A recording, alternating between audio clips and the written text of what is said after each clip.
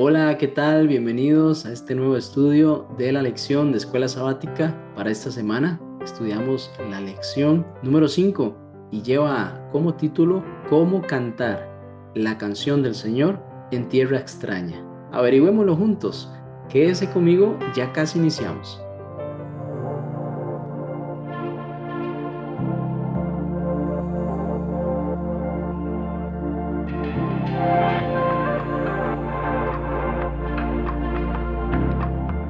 Bien, ya estamos de regreso. Vamos a iniciar con una oración. Padre Santo, la gloria y la honra sean para ti, oh Dios. Gracias te damos por esta nueva oportunidad de estudiar tu palabra. Queremos, Señor, suplicar el perdón de nuestras faltas y también tu Santo Espíritu que nos guíe y nos acompañe en el estudio en esta lección. En el nombre de Jesús. Amén.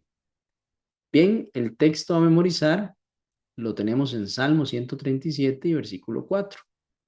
Dice así la palabra del Señor. ¿Cómo habíamos de cantar canción del Señor en tierra extraña?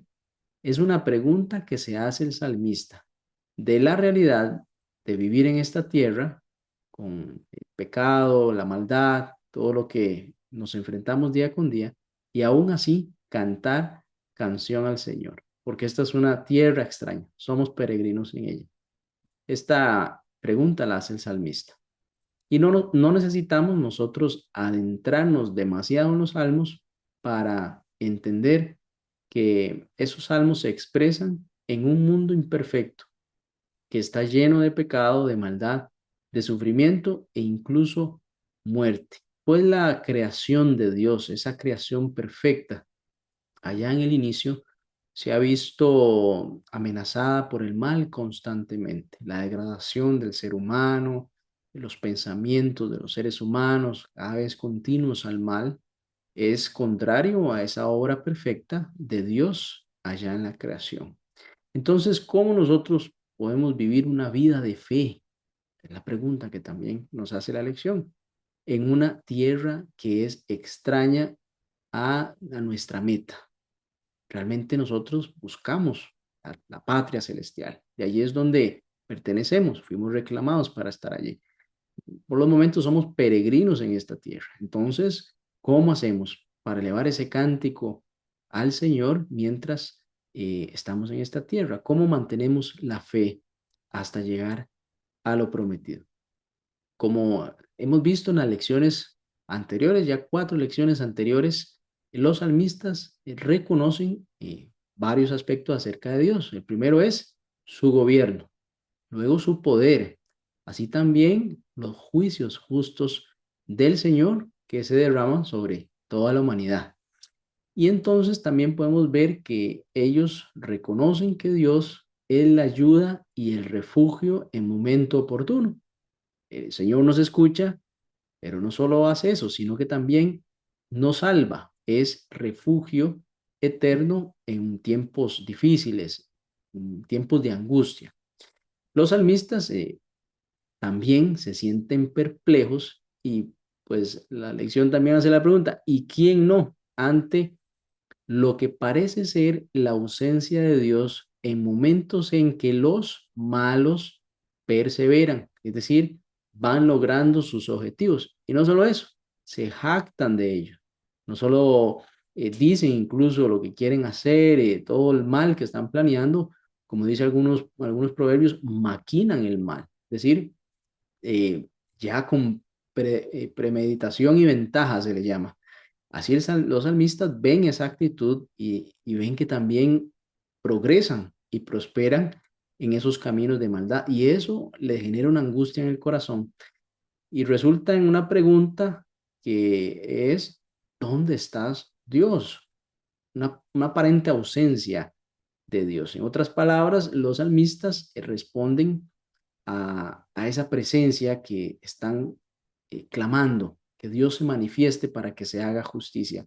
Al final de la lección también menciona que lo entienden en su corazón como el tiempo, pues no es solamente el que estamos viendo, faltan cosas por venir y allí mucho de esa aparente ausencia de Dios se va a ver manifestada en sus juicios. Entonces, la lección va a estar enfocada en estas preguntas que hacen los salmistas acerca de dónde está Dios en momentos en los que incluso los justos pueden sufrir persecución, pueden sufrir hambre o pueden sentirse acorralados por los malvados.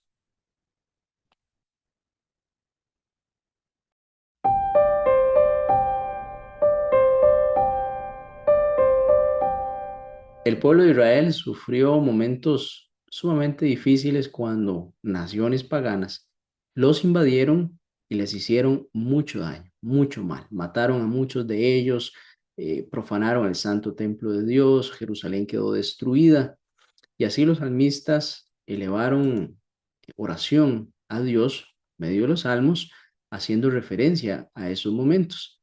Y el Salmo 74 es un ejemplo de ello. Por ejemplo, aquí menciona que el título es apelación a Dios en contra del enemigo. Y el versículo 1 del Salmo 74 dice, ¿por qué, oh Dios, nos has desechado para siempre? ¿Por qué se ha encendido tu furor contra las ovejas de tu prado? Acuérdate de tu congregación, la que adquiriste desde tiempos antiguos, la que redimiste para hacerla la tribu de tu herencia, este monte de Sión donde has habitado. Y el Salmo 79 dice, oh Dios, vinieron las naciones a tu heredad, han profanado tu santo templo, redujeron a Jerusalén en escombros, dieron los cuerpos de tus siervos por comida a las aves de los cielos, la carne de tus santos a las bestias de la tierra. Derramaron su sangre como agua en los alrededores de Jerusalén y no hubo quien los enterrase. El versículo 4 dice, somos afrentados de nuestros vecinos, escarnecidos y burlados de los que están en nuestros alrededores. Y hace la pregunta, similar al Salmo 74. ¿Hasta cuándo, oh Jehová, estarás airado para siempre? ¿Arderá como fuego tu celo?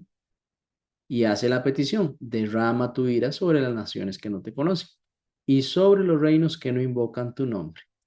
Y de esta forma los salmistas hacen una petición a Dios para que se acuerde de que son el pueblo elegido. Claro, entendemos que para que llegara a esta situación fue por los errores de sus padres, por los errores que el pueblo cometió al olvidarse de Dios y fallar al pacto. Ellos deben devolverse a Dios para poder obtener otra vez las promesas de Dios, porque Dios no falla a su pacto, ha sido el pueblo de Israel. Y aquí se ven los resultados de eso. Cuando nos apartamos de Dios, perdemos la protección de Dios en el camino.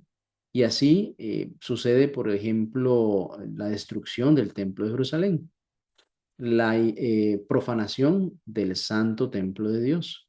Esto es un escándalo en términos teológicos, en términos de la espiritualidad del pueblo de Israel, como una nación pagana iba a invadir el santo templo de Dios, el templo o el tabernáculo en el cual los sacerdotes oficiaban por los pecados del pueblo, cómo eso iba a ser invadido por hombres incircuncisos que pues no tenían temor de Dios y eso era permitido. Es decir, Dios no intervenía en eso porque Dios no estaba con su pueblo. Pasaban esas circunstancias que eran vergonzosas a nivel del pueblo de Israel y los otros pueblos cuando lograban hacer eso, entonces se burlaban de Dios, pues parecía que triunfaban ante el Dios de Israel, que era temible por todas las maravillas que había hecho en la antigüedad. Este concepto de la herencia de Dios también contiene una dimensión del tiempo del fin, porque un día todas las naciones se convertirán en la herencia de Dios y lo servirán. Esto hacia el tiempo del fin. Lo que pasa es que para ese momento el pueblo de Israel veía más bien lo contrario, veía como las naciones paganas más bien les invadían y les hacían esclavos al pueblo de Israel y por ende se burlaban de Dios y de la capacidad o poder de Dios de poder gobernar inclusive otras naciones y no necesariamente el pueblo de Israel solamente. Salmo 79, versículos 8 y 9 dice, no recuerdes contra nosotros las iniquidades de nuestros antepasados. Vengan pronto tus misericordias a encontrarnos, porque estamos muy abatidos. Aquí el salmista reconoce la situación del por qué están allí. ¿Por qué es que esas naciones inclusive han deshonrado el nombre de Dios? Pues han hecho lo que quisieron, inclusive en su santo templo, destruido Jerusalén, ha sido por la iniquidad de sus padres, de sus antepasados. Pero, Señor, que es grande misericordia, le piden los salmistas aquí a Dios que se acuerde de ellos para encontrarse nuevamente, porque están con el corazón muy abatidos, o sea, están arrepentidos de ese mal que generaron por la desobediencia. Eh, También podemos ver que lo más importante de la restauración para el pueblo de Israel no es tanto la riqueza como tal de sus posesiones, de quizá lo que se robaron esos pueblos que entraron, sino más bien de la proyección del carácter de Dios al mundo, porque dice el Salmo 79:9, ayúdanos, oh Dios, ayúdanos, oh Dios, de nuestra salvación por la gloria de tu nombre y líbranos y perdona nuestros pecados por amor de tu nombre. Aquí el nombre de Dios, los salmistas desean reivindicarlo ante las naciones paganas que han mancillado esa proyección que el pueblo de Israel daba de Dios, porque el poder de Dios se manifestaba a su pueblo y eso por amor de su nombre, por gloria de su nombre, el nombre de Dios era exaltado por estos milagros con mano poderosa que sacó al pueblo de Israel de Egipto y todo el acompañamiento que les dio a lo largo del camino, es el nombre de Dios el que ha sido glorificado allí. Bueno, cuando estas naciones paganas llegaban a tomar incluso posesiones del santuario, de todo lo que allí era santo y era consagrado al Señor y podían hacer todo eso, entonces era una humillación para el pueblo de Israel, una humillación espiritual. Y el nombre de Dios, como les menciono, quedaba pues mancillado por el triunfo de estas naciones paganas. En el Salmo 106, versículo 47 dice, sálvanos Jehová, Dios nuestro, y recógenos de entre las naciones, para que alabemos tu santo nombre, para que nos gloriemos en tus alabanzas. Al decir que recógenos de entre las naciones, demuestra cómo los pueblos paganos capturaban y se llevaban el pueblo de Israel a morar entre otras naciones, separados de su familia, de su pueblo como tal, y eran pues esclavizados y perdían ese contacto espiritual que tuvieron para adorar a Dios porque se entregaron pues a ídolos, a otras naciones, se entremezclaron inclusive, y aquí menciona cómo le piden a Dios que los recoja de entre las naciones para que puedan juntos gloriarse de sus alabanzas. Nuestras malas acciones suelen tener efectos espirituales perjudiciales para nuestro testimonio y nuestra misión. Cada vez que usted y yo fallamos ante el mundo, es una excusa también que utilizaban los pueblos paganos para burlarse de Dios. Bueno, debemos de tener presente y cuidarnos mucho de nuestro comportamiento para que no solo mantenernos firmes en el camino, sino proyectar siempre al Dios al que servimos, un Dios perfecto, un Dios perdonador, un Dios de misericordia, y que esta imagen también pueda proyectarse a otras personas que estamos dando el ejemplo. En el deseado de todas las gentes nos dice que el honor de Dios, el honor de Cristo están comprometidos en la perfección del carácter de su pueblo. Es importante reflexionar en esto.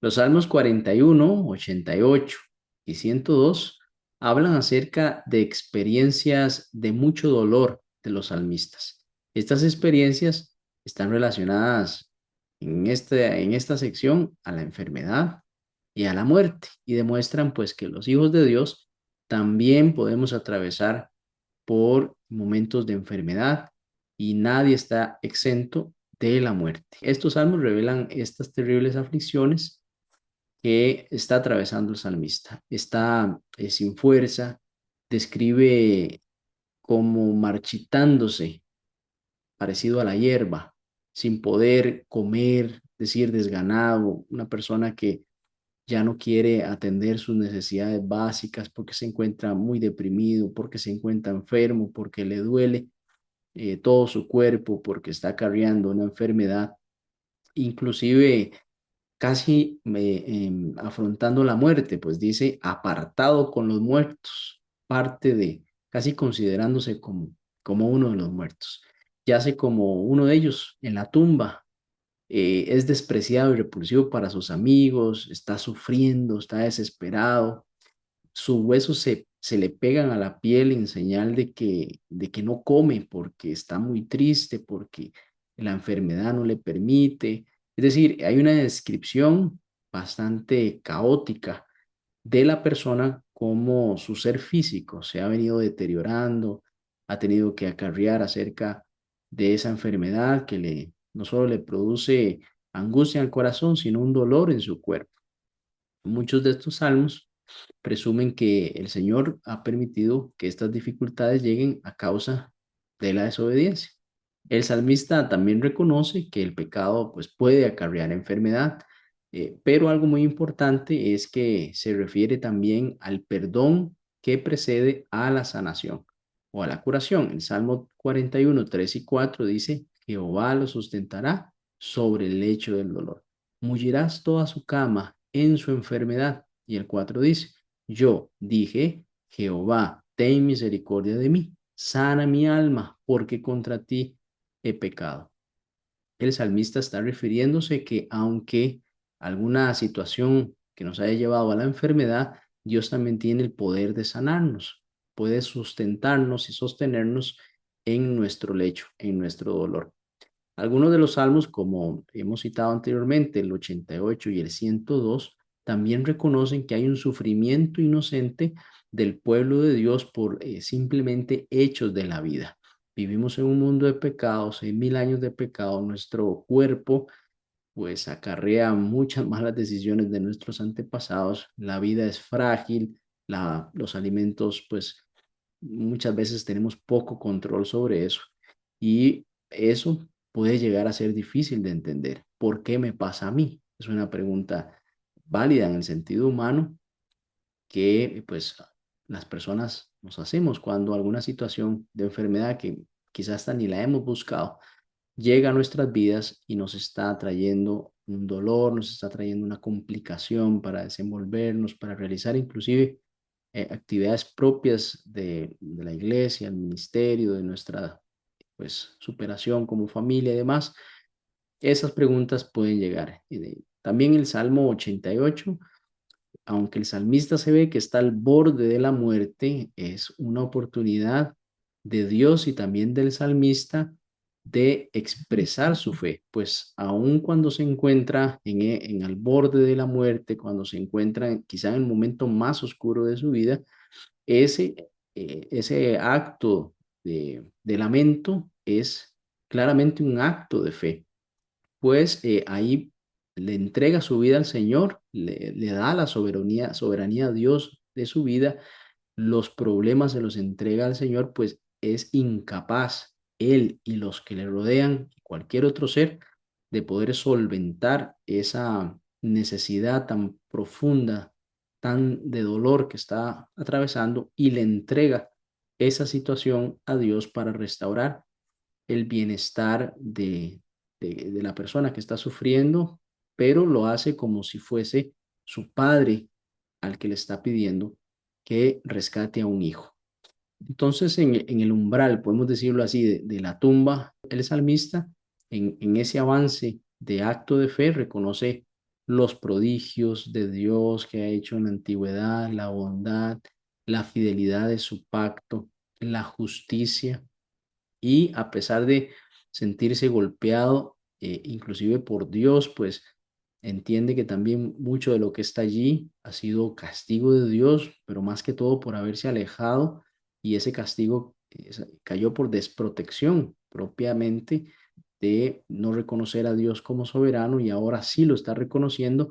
El salmista ahora se aferra a Dios, y aunque sufre, aunque está sufriendo, teniendo un momento muy difícil, no niega el amor de Dios y sabe que Dios es su única salvación. Por eso, por ahí se menciona que el momento más oscuro de una persona es una gran oportunidad para Dios de quizá lo que no se hizo en el pasado, tal vez en la salud, tal vez en momentos pues prósperos en la vida de cada persona.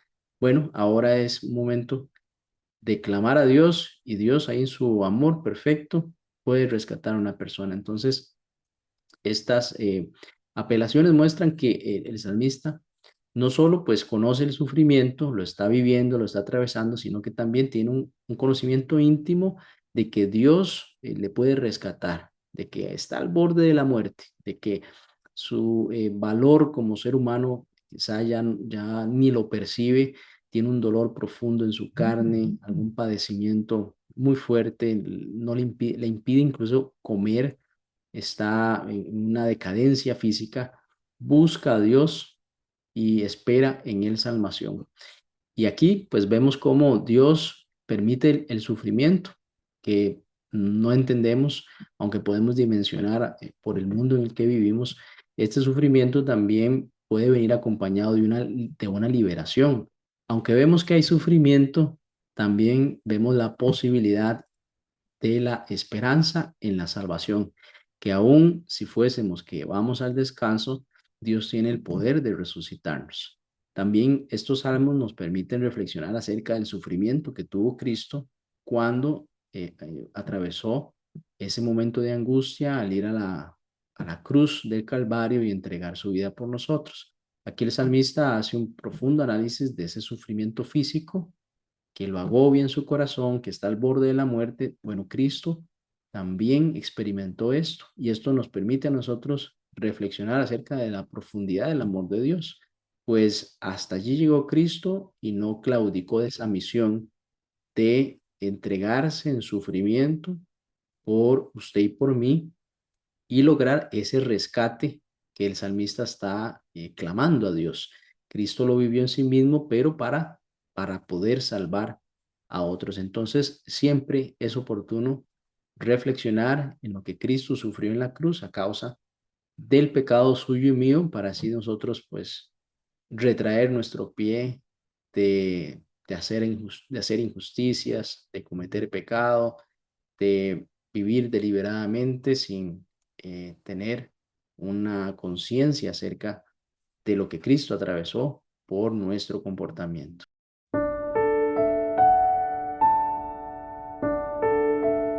La lección nos hace una pregunta: ¿dónde está Dios? Y es esa pregunta misma que hace el salmista en los Salmos 42, 63, 69 y 102. Yo no sé si el salmista le produce más dolor no saber acerca de Dios que el dolor mismo que está atravesando y que está exclamando hacia Dios. Eso le perturba al salmista, lo angustia, lo pone triste. El Salmo 42, del 1 al 3, dice: como el ciervo brama por las corrientes de las aguas. Hay una sed inclemente en el salmista por saber de Dios. El alma del salmista clama por ti, oh Dios. Mi alma tiene sed de Dios, del Dios vivo. ¿Cuándo? Hace la pregunta.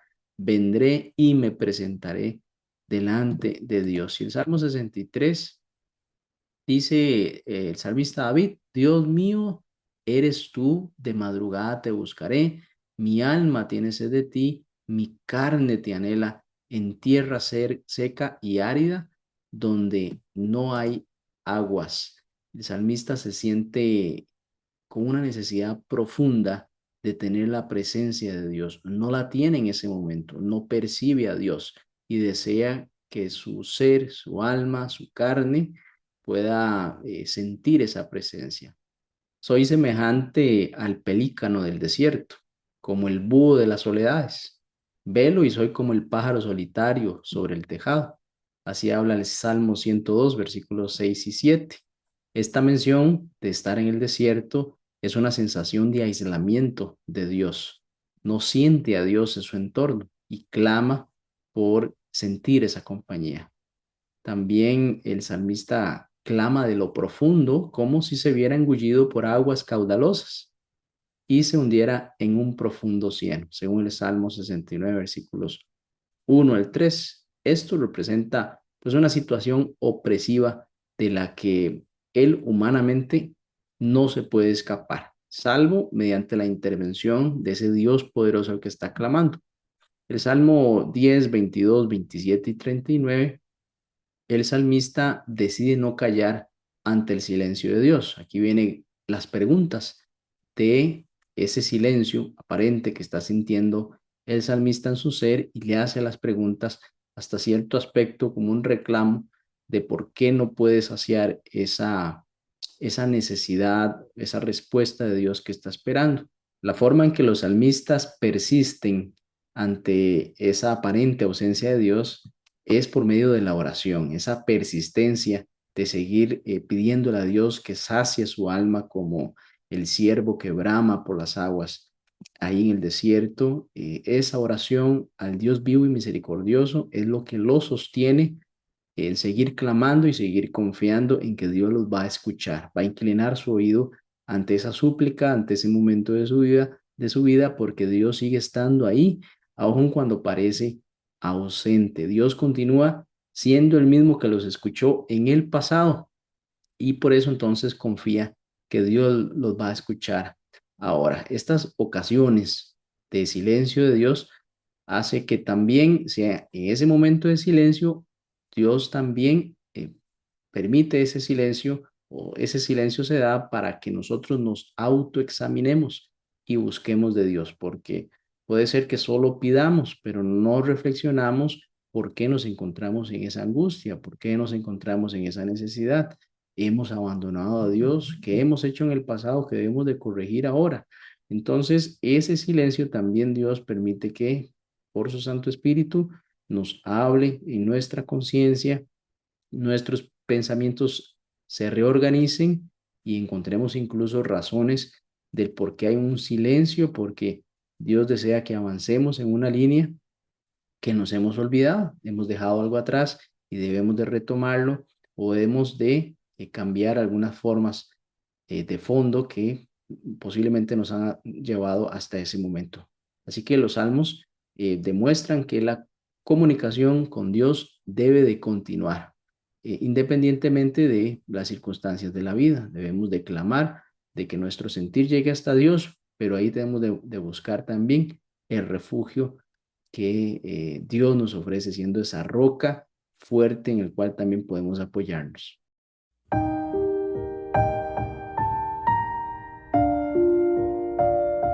En el Salmo 77, versículos 7 al 9, el salmista hace una serie de preguntas. Se las hace a sí mismo o se las hace al que está leyendo. No se las hace a Dios directamente, porque son preguntas que ponen en duda acerca de si Dios va a cumplir su parte en el pacto, siendo que el pueblo de Israel ha fallado en el pacto constantemente y ha sido quien ha despreciado a Dios, se ha vuelto hacia otros dioses, se ha entremezclado entre las naciones, ha desobedecido a Dios. El salmista piensa entonces que será que Dios falló su parte de ese convenio, de ese pacto perpetuo que hizo con Israel y sus hijos. Entonces empieza a lanzar una serie de preguntas acerca de el carácter de Dios con respecto a mantener o sostener su palabra. ¿Desechará el Señor para siempre y no volverá más a hacernos propicio? ¿Ha cesado para siempre su misericordia? ¿Se ha acabado perpetuamente su promesa? ¿O quizá ha olvidado Dios el tener misericordia? ¿Ha encerrado con ira sus piedades? Aquí vemos dos conceptos en estas preguntas. El primero es desechar a Israel como pueblo, como nación, como la descendencia de Abraham, esa promesa que le fue dada. Eso por un lado. Y en la otra parte, acerca de un Dios que ya no quiere tener misericordia, que su misericordia se ha acabado para con ellos. Aquí el salmista, en su angustia, está poniendo en duda dos aspectos que Dios dijo que iba a mantener en su pacto, que aunque Israel fallara en su parte del pacto, Dios iba a sostener en su promesa porque su palabra no cambia, su palabra es eterna y la promesa de Dios era acompañarlos. Por eso siempre Dios les decía, vuélvanse a mí y yo tendré misericordia de ustedes. Aquí el salmista olvida esa parte y en su corazón siente que Dios les ha abandonado completamente y que por el contrario de misericordia siente ira y sus piedades se han escondido tras esta ira. Esta angustia del salmista parece intensificarse cuando recuerda más a Dios. En el Salmo 77:3 dice, me acordaba de Dios y me conmovía, me quejaba y desmayaba mi espíritu. Esta reflexión que hacía al recordarse de Dios, me acordaba de Dios y me conmovía. Está relacionada al carácter perfecto de Dios, como Dios nunca le falló a su pueblo, pero ellos sí le fallaban constantemente. Es como si ya no hubiera una excusa más para que Dios quisiera estar con el pueblo. Ha sido tanto lo que se ha fallado a Dios, pero cuando se acordaba de Dios, sentía que si pedía misericordia, que si volvía a alzar los ojos a Dios, iba a tener misericordia a través de ellos, acerca del carácter perfecto. Entonces era una situación de muchos sentimientos, muchas reflexiones, muchas conclusiones que tenía el salmista allí mismo. Y entonces, ¿cómo puede el recuerdo de Dios introducir sentimientos tan fuertes de angustia? Hace la pregunta a la lección. Pues hubo una serie de preguntas inquietantes que fue las que mencionamos al inicio de esta parte, son las que el salmista se hace constantemente y está basada básicamente en el hecho de si Dios ha cambiado. Esa es la pregunta que hace el salmista. ¿Dios ha cambiado? ¿Has cambiado Dios con respecto al primer pacto que hiciste con el pueblo? ¿Es posible que Dios traicione su pacto? Es lo que está muy profundamente dolido, angustiado el salmista después de hacer una reflexión del comportamiento del pueblo de Israel. Y entonces este marcado contraste entre lo que son los actos de salvación de Dios en el pasado, pero la ausencia que percibe el salmista en esta parte de la historia, se siente como un abandono de parte de Dios y recuerda el pasado y ahí es donde se conmueve tanto de saber el poder de Dios y de saber la entrega de Dios para con el pueblo, pero cómo se le traicionó esa confianza o esa bendición que Dios les había dado al pueblo. Entonces, aquí vemos también otro aspecto que trasciende a lo físico, que es el no poder dormir, el no poder dormir de la angustia. El Salmo 77:4 dice, no me dejabas pegar los ojos. Estaba yo quebrantado y no hablaba. El salmista está sufriendo tanto que ya ni duerme, que pasan las noches en vela pensando en esto, dándole vueltas, el pensamiento lo está consumiendo, no hablas, está como deprimido, como metido allí en su cuarto, reflexionando acerca de esto y realmente está sufriendo también el punto de que pues no puede dormir. Y esta situación de perder el sueño, de sufrir insomnio, pues en la historia bíblica la encontramos con el faraón, en la historia de Josué, cuando tuvo el sueño, también en la historia de Esther, cuando el rey dijo que le trajeran las memorias y crónicas y que las leyeran en su presencia, eso le produjo también insomnio. Y también a Nabucodonosor, cuando tuvo el sueño, dice que se perturbó su espíritu y se le fue el sueño. Así que el perder el sueño hoy, en nuestros tiempos, eso también es común, pero por otros aspectos, quizá más estrés del día a día. Bueno, los salmistas aquí perdían el sueño tratando de reflexionar de las situaciones que habían pasado en la historia con el pueblo de Israel, pero que hoy sentían que Dios les había abandonado y querían recuperar otra vez esa bendición, ese acompañamiento de Dios. Pero no necesariamente dependía de uno de ellos escribiendo esto, sino como pueblo estaban alejados y debían de retomar. El Salmo 77:5 dice, consideraba los días desde el principio, los años de los siglos. Imagínense el pensamiento de este salmista yéndose a los días desde el principio, recordando cada una de las historias, lo que hizo, lo que no hizo un rey, lo que dejó de hacer, lo que más bien hizo de más, todo lo que habían atravesado, los siglos de los siglos, pensando quizás hasta en el Génesis antes de eso, el poder de Dios, cómo es que Dios escoge a ese pueblo y desea manifestarse a través de ellos, ¿por qué no otro? ¿Y por qué aún así ellos lo desprecian? Entonces son muchas preguntas existenciales, inclusive que el salmista se hace y no encuentra una respuesta que le satisfaga más que el que Dios vuelva su rostro sobre ellos. No hay nada que lo consuele más. El saber que esa relación, esa capacidad de volver a dormir de tranquilidad, regrese y eso es lo que el salmista pues lo tiene incluso en vela. Otro aspecto que cautiva profundamente al salmista es la forma en que Dios opera. Dios opera silenciosamente.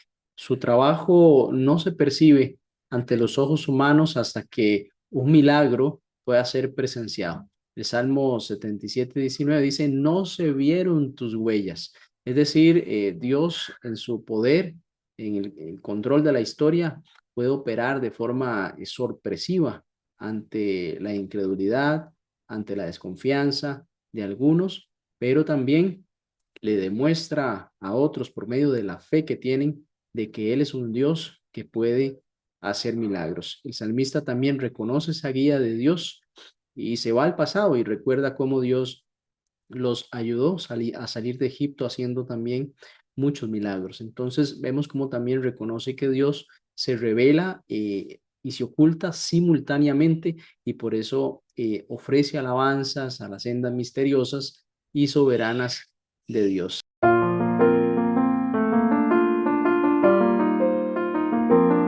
El Salmo 37:1 dice así, no te impacientes a causa de los malignos, ni tengas envidia de los que hacen iniquidad.